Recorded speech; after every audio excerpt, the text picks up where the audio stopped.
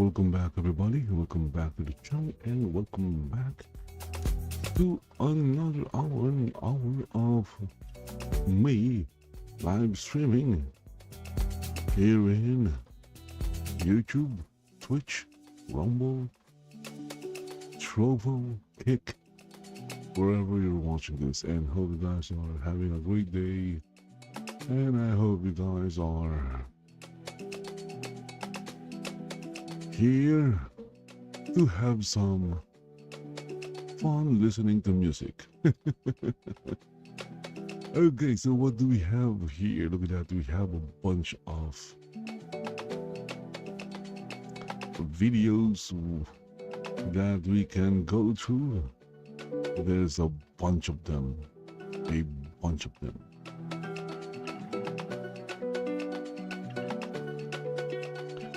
For example, we have one from WDW Pro.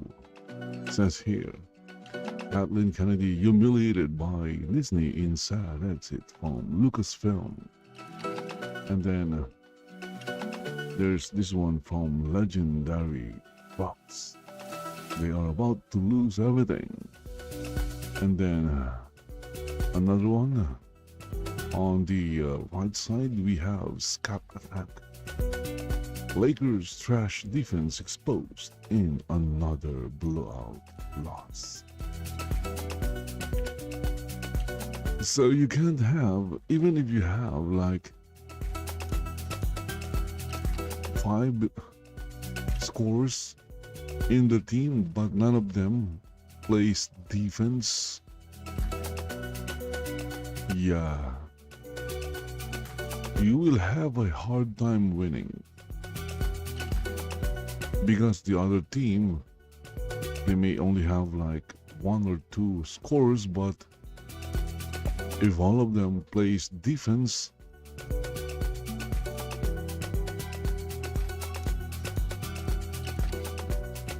basketball is a two-way game. You have an offense and you have a defense. You can't just play pure offense while the other team is defending against your offense.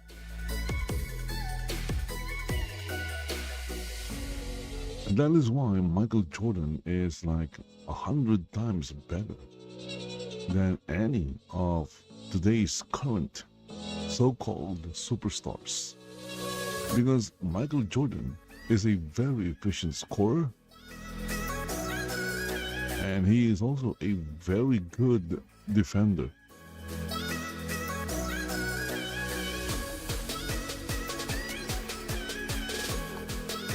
Anyway, let's go and take a look at this from WDW Pro.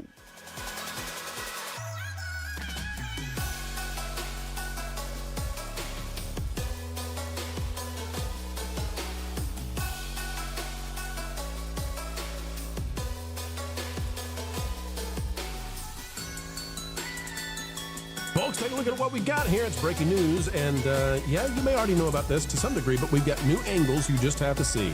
Out of thatparkplace.com, the website that if you're not yet bookmarked to it, well, you should be. Marvin Montanaro. Oh, yeah, that guy right here on screen left. He's got this one exclusively. Breaking: Kathleen Kennedy officially leaving Lucasfilm as Dave Filoni, the cowboy-hatted one, and Lin-Wen Brennan, a.k.a. Kathleen Kennedy's lookalike. The question is, Star Wars, is this true? Troubled chapter. And Is this true? Steph from My Nerdy Home and Geeks. Maybe it's another one of those When she shared the headline rumors. and just said, so even in her retirement, Because if it's not true, then what are we talking about here? Kathleen Kennedy officially leaving Lucasfilm for real this time, bringing an end to her 14-year tenure overseeing Star Wars under Disney. This confirms a recent rumor by PUCK News. That's called puck, like a hockey puck, YouTube. The announcement confirms a leadership transition that Disney appears eager to frame as a forward-looking reset. Kennedy will step away from day-to-day control of Lucasfilm within the next 12 hours, with the studio now set to be led by Dave Filoni and Lin-Wen Brennan in a newly established dual leadership structure. Folks, you know what's happened here. You know she's gone. You know the hatted one is taking over. But here's what I'd like to say, and Lauren, you tell me what you think about this. Kathy gets no party. Kathy gets no celebration. Kathy gets no big, bold farewell. There is no award ceremony, montage. There is no her waiting until after the Mandalorian movie comes out to reap the rewards of the box office. She gets no tiny trophies. She gets no little plastic golden men. She gets nothing. She doesn't even get to wait until Bob Iger is out of there for her to have said, I outlasted him. She goes out on a whimper. She goes out on a Chewbacca fart. She goes out as she came in, not so far, and serving coffee. Lauren, your thoughts on how Kathy exits? I don't think it's grand. I don't think she got what she wants. You're muted, Lauren, much like Kathleen Kennedy in 12 hours. Consider the alternative. If they had given her all of those things, imagine the hue and outcry of everybody tearing her down, because it's been obvious for more than half a decade that Star Wars is failing. And the time to have done this was at least 5 years ago, possibly 6. I think the argument could have been made after The Rise of Skywalker was out and had finished its theatrical run. That should have been the point right there. But instead, they continued on with this ridiculous farce and nearly buried the franchise. Now, I see a lot of people in the chat that are saying Star Wars is completely dead. Knock it off. Stop it. It's going to be the same old slop. Until about a week ago, maybe 2 weeks ago, I would have agreed with you and said that the the retirement of Kathleen Kennedy would. But that's really what it is, though, isn't it, Lauren? It's just not officially. This is the circumstances of how she's exiting. It's not grandiose. It does feel like a firing. I don't think it's fully dead. Now, that does not mean that it is alive, but I do think there's something very important happening now. 2 things, actually, one of which you've already mentioned, which is the AI stuff. My question is, if I think she's gone, this is something I've but been saying for if the months. person that replaces her is basically just another version of her, then What's been going on? what are we doing here? I think that What is the point Disney of has mandated replacing nothing is to be someone done with the sequel trilogy. There's going to be no spin-offs. with the same version of that someone? Nothing. And what it seems like to me is that really all of this went into motion about a year ago. I think the Acolyte really badly startled Lucasfilm and Disney. I do not think that they expected the reaction to the Acolyte that they got. It is the only series that I'm aware of that they actually came out and said, yeah, it's canceled. We're not doing this, which tells you something about the reaction. It was so bad and the reaction was so fierce, they had to publicly address it, which they hadn't done with anything else. And after that, suddenly production on a lot of stuff got very quiet and stopped. You still had the occasional rumors about people working on scripts or directors coming in and trying to save the Rey movie, but that was about all that was happening. You're seeing these deck chairs being rearranged, and quietly some moves started to be made. And I think that one of the biggest indicators that we got was yesterday when they're talking about reskinning and retheming the Galaxy's Edge portion of the Disney, right now, Disneyland park. One of the things that people are saying is that, and I'm seeing it right now, sequels are canon, make Star Wars dead, there is no future. And this is one of the things that I kind of want to push gently against, because we were talking about this on Marvin's stream just a little bit ago. I agree with you that if you absolutely want to fix Star Wars, you have to announce that the sequels are non-canon and you have to check all that stuff. Disney will never do this. They can't admit that kind of fault, but they can do something else. And this is something that would require us to be patient, which I know is not easy to do, but there was a canon before the EU canon that we used to have that they now call Legends, a pre-Legends, if you will. And a lot of that was the Marvel comic book stuff and Splinter of the Mind's Eye and stuff before Timothy Zahn's stuff came out. What happened to that canon? Well, most of it eventually just sort of evaporated over time because new stuff overwrote it. Now, from time to time, they would go back and they would cherry pick stuff and they would reintroduce species and planets and things from the old Marvel series to make its way into the new EU canon. But overall, that stuff is non-canon. I think that may be the strategy that Disney is going for. I think what they want to do is not create any new material that touches on the sequels, nothing that touches on the High Republic, doesn't mention it. They just stop talking about it. And when you get enough distance away from it, people will actually kind of start to forget about it as anything other than a footnote, particularly if you start building new stuff that builds new continuity that ignores or overwrites what went before. Now, I don't think that they'll do that immediately. I think they have to be real subtle about how they go about doing it. Let me add to that, Lauren, real quick. So our source that was telling us about the Disney World stuff agrees completely, and we were told that's why they're doing this phase in where they're doing it at Disneyland.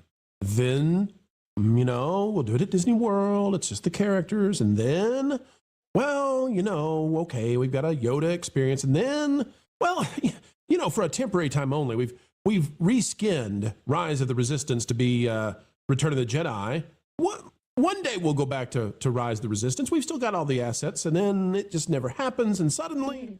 Imagine 14 years, and the only thing that worked was... we didn't talk about, or at least that I don't know if we talked about yesterday, was that they also... one movie. The Millennium Falcon and the Galaxy's Edge. One movie, and it's not even the main Star Wars This is also going to be tying into this movie. And I know that there's talk of reskinning potentially Rise of the Resistance to Rise of the Rebellion. There's lots of things they can do here.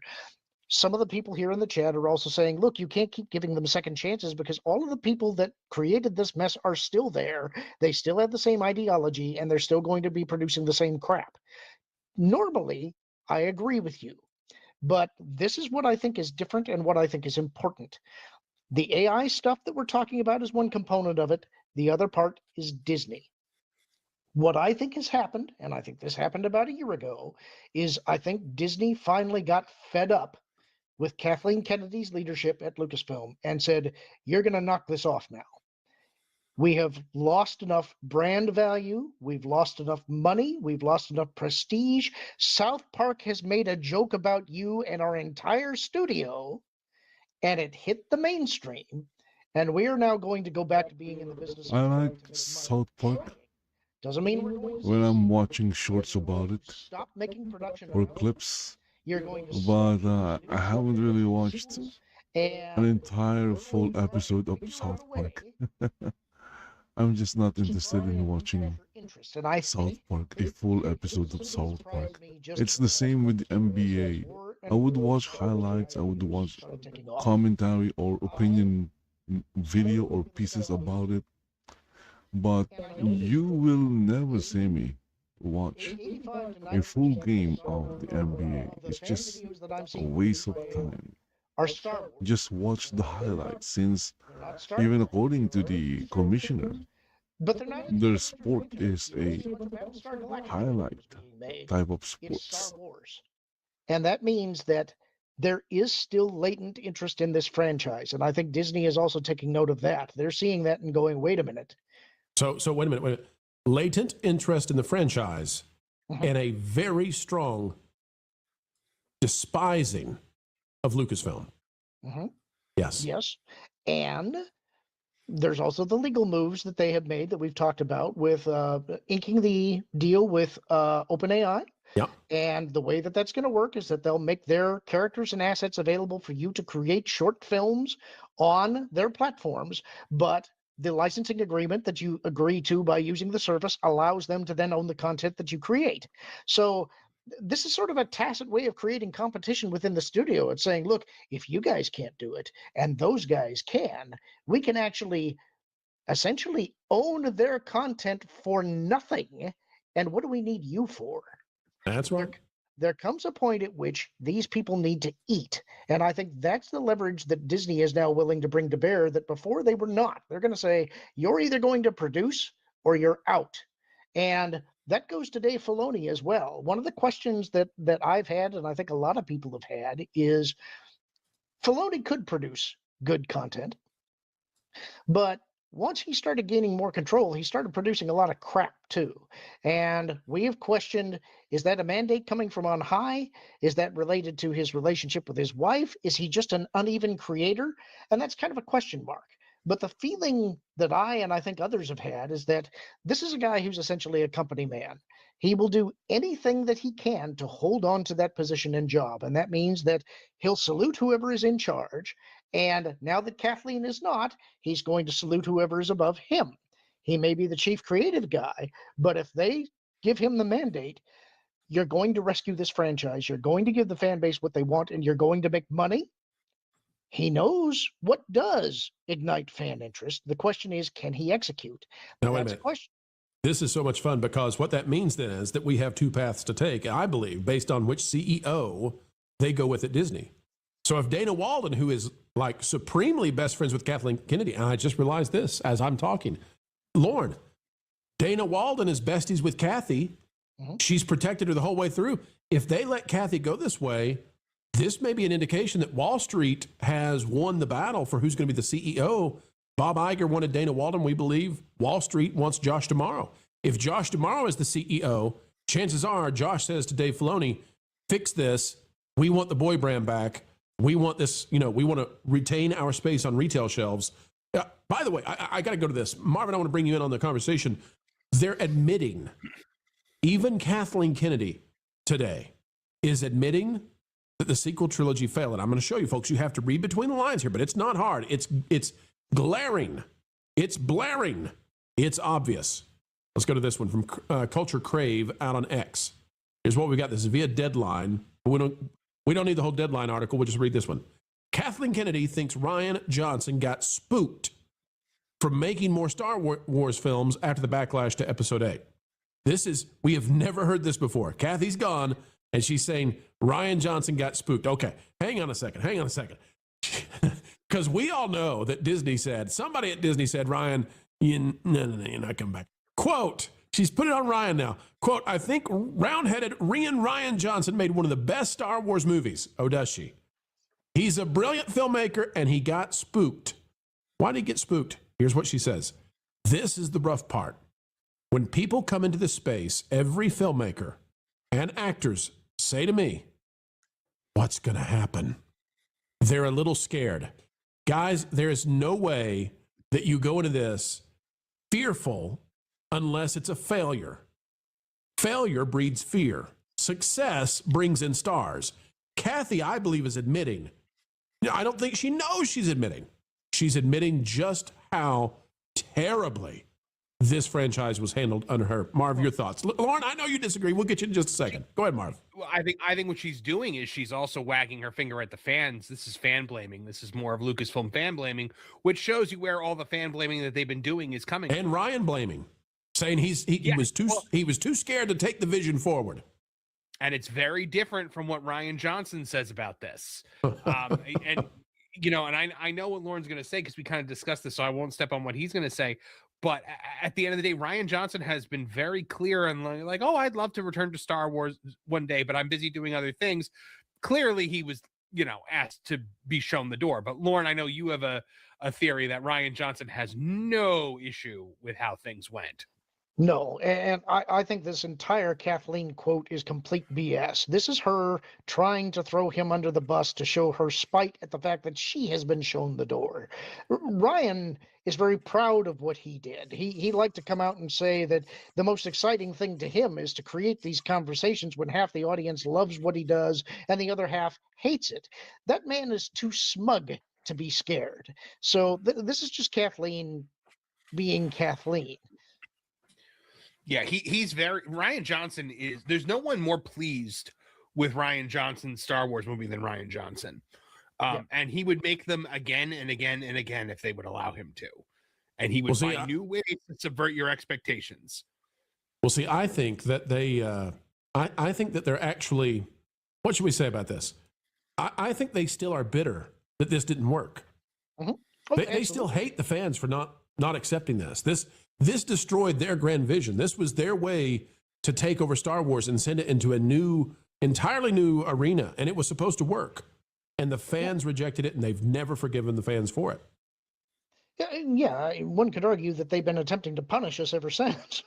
But there's so many different directions as you can go in this conversation, because I think the main thing to me is that I think this is all about Disney intervention. I think Disney has finally said, look, both of the major franchises that we paid billions and billions of dollars to acquire are on the verge of complete and total collapse. And they're at a point now where they've got competition in the park space too. They are actually in a position of real potentially mortal danger over a long time frame. But they're not going to regain the number one crown unless they do some type of course correction. They have no choice. And so they are trying. Go ahead. I want to piggyback off something you just said there, Lauren, because for Disney, Disney's not going to go out of business, for as much as people love to say that. That's not going to happen. They're entirely too big to go out of business. But what Disney needs more than anything to continue to be Disney is to be number one. If Disney is verifiably number two in the theme park space at the box office, then Disney's entire identity is shattered. And that's why, and you look at like, you know, Star Wars, nobody cares right now, but then you have over at Marvel, the Russo brothers are putting together the Doom Vinci Code in these trailers, and nobody cares. Nobody's sitting there. Nobody but news websites are sitting there trying to crack the code that the Russos apparently put into these trailers. No one. So just out of curiosity, guys, do you think the you think the campaign for a second season of The Acolyte is going to go through now? Probably not. You think the hunt for Ben Solo is going to happen? That I do think, actually. Lauren and I disagree on this. I think you are so crazy. How are you justifying this? How do you think they're ever going to get this off the ground? The Rey movie, we doing New Jedi Order or whatever. They are working on convincing everyone that people want this, that this is the will of the fans. Can I show you guys how rapidly? Can I show you how rapidly Disney? I mean, we are. She's not even actually gone yet at the time of the recording. Okay, can I show you how fast Disney is retconning? Disney proper is retconning Star Wars. Like, I think there are people literally right now going through and retconning Star Wars as fast as they can to try to change what she did over the last 15 years. Let me show this to you, okay? I'll show the larger picture in a minute. It's Darth Vader standing in front of a ship in Galaxy's Edge. Are you ready for this? There is a sequel trilogy ship in Galaxy's Edge, and one of the lesser-known facts about the TIE Echelon is that it's actually an Imperial era ship. Kalama says. I don't know who this is. It carries the same color markings of all the TIEs from that era. Since Galaxy's Edge debuted, the craft has belonged to Kylo Ren, making it sort of like a vintage car. So canonically, it aligns with the new updated timeline. We're celebrating. You want to know what's hilarious about this?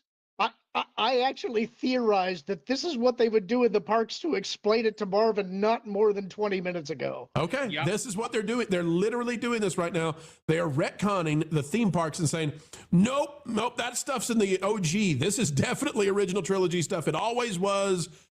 We just didn't tell you. They are running as fast as they can to go back to the George Lucas stuff. Look, I want to push back on Marvin a little bit because you're saying Disney is too big to fail. You know what's too big to fail? Sears. I'm telling you, they are at a position right now where, look, we had a story yesterday that you covered that was about Tiana's head being blown off and spasmodically jerking in the park while the ride is still running. But that company is so big, Lauren, that if they were in financial straits, they could just start selling things off and be fine. Guys, read this on the bottom right side. Scott Gustin is reporting this. Where will Kylo Ren be now that Darth Vader has taken over his spot? Kylo Ren will move to the Disney Visa character experience in Tomorrowland. He's going to be like over by a restroom somewhere in a corner. He's there 2 hours a day, folks. Catch him. We're not posting the hours, but he'll be there for sure. I have also theorized that also in order to get to Kylo Ren, you got to have a good credit score. But I have theorized also, though, that this might not come to Walt Disney World at all, because I feel like at Walt Disney World, this becomes a major traffic issue. Because remember, we never got Hera and Chopper over here. We never got Ahsoka over here. We never got Boba Fett and Fennec. We got the Mandalorian, and that was a mess. Because in Disneyland, the culture of characters is so much different than in Walt Disney World. When you have rare characters out there, I mean, there are people who are what they call character hunters who live for this thing, for rare character opportunities. So I don't know. I think there'd be a run on the place if that happened. It would look like the run on the bank, and It's a Wonderful Life. Well, it just means it's really popular. Marvin, I actually think that they're doing this to bring it to Hollywood studios. I think Disneyland is a way for them to go to the more liberal area of the country first and do it. But I think it's about Hollywood studios. And the reason for that is Hollywood studios is down something like 14% in attendance since the pandemic. They got to fix that. And the thing that was supposed to fix it was Galaxy's Edge. Well, it's not fixing it. Can I make another prediction? Yeah, go for it. Next year is the 50th anniversary, and we know that they have got a restored print of the original release of Star Wars for release. If they can, I'm curious to see, are they going to restore all 3 original trilogy movies and release them? Well, if they want to make money, they will. I mean, not release them theatrically, release them for purchase. Physical media? No. No, I'm not saying physical media. I'm not saying physical media. You're saying PVOD. Yeah. Maybe. Or they'll put it on Disney Plus. If they do, that is a major signal of what their intentions are. They could upscale it to the best of their ability, put it on IMAX and release it, 1 month at a time, back to back to back, all 3. And there's no telling how much money they would make. And the theaters would love them. They'd celebrate them. It would come under a different CEO. Bob Iger wouldn't be the guy doing it. There are so many opportunities for Disney and Star Wars to win. All they have to do is just agree, we'd like to win now. We're tired of losing. We're tired of losing. And they're at the point, after all of this, if they don't do that, they can kiss their real retail space goodbye. Like Walmart and Le Target and Costco, right, they're done with this. Give it to something else. Give it to the Barbies, give it to the dinosaurs, whatever. If Star Wars wants to have an aisle back, they got to make the changes right now. It's up to them. It's up to them. Folks, let's get to your good stuff.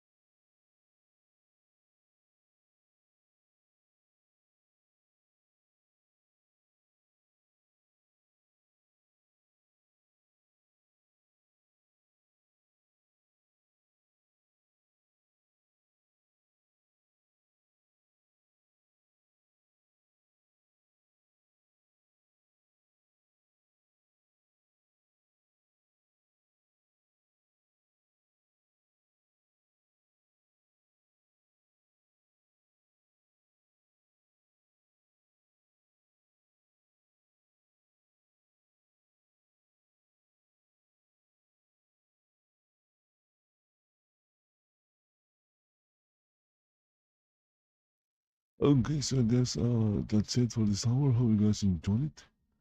Be right back. Bye bye for now.